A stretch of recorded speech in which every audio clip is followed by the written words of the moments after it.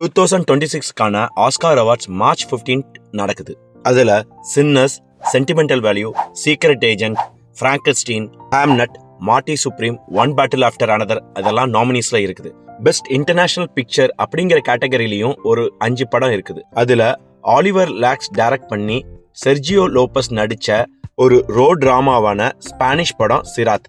இந்த படத்துடைய கதை என்னன்னா, மொரோக்கோ பாலைவனங்கள்ல நடக்கக்கூடிய ரேவ் பார்ட்டிக்கு தொலைஞ்சு போன தன் பொண்ணை தேடி தன்னுடைய இளைய மகன் கூட போறாரு செர்ஜியோ லோபஸ். ரேவ் பார்ட்டின்னா ஒரு ஓபன் பிளேஸ்லயோ பிரைவேட் பிளேஸ்லயோ நடக்கக்கூடிய ஒரு டான்ஸ் பார்ட்டி.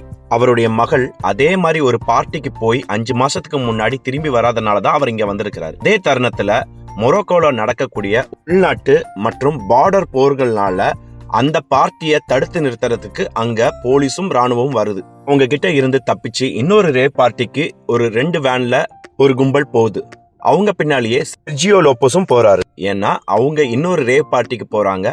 அங்கேயாவது தன் மகளை கண்டுபிடிக்க முடியுதான் ட்ரை பண்ணி பார்க்க போறாரு. அந்த டைம்ல நடந்த சம்பவங்களும் அவர் பொண்ணை கண்டுபிடிச்சாரா அப்படிங்கறதா மிச்சமுள்ள கதை.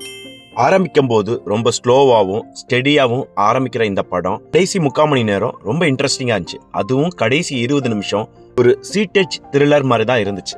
செர்ஜியோ லோபஸ் தவிர மிச்ச உள்ள ஆக்டர்ஸ் எல்லாமே ஒரு புதுமுக ஆக்டர்ஸ் தான். டைரக்டர் ஆலிவர் லாக்ஸ் அந்த மாதிரி ஒரு ஆக்டர்ஸ் மூலியமா தான் இந்த படத்தை ரொம்ப நேர்த்தியா கொண்டு வர முடியும்னு அப்படி ஒரு ட்ரை பண்ணியிருப்பாரு. அதே மாதிரியே அந்த ஆக்டர்ஸும் ஒரு எக்ஸ்ட்ரானரி பெர்ஃபார்மன்ஸ் தான் கொடுத்திருப்பாங்க. இந்த படத்துடைய மிகப்பெரிய பிளஸ் பாயிண்ட் என்னன்னா, இந்த படத்துடைய சினிமாட்டோகிராஃபி ஒர்க்.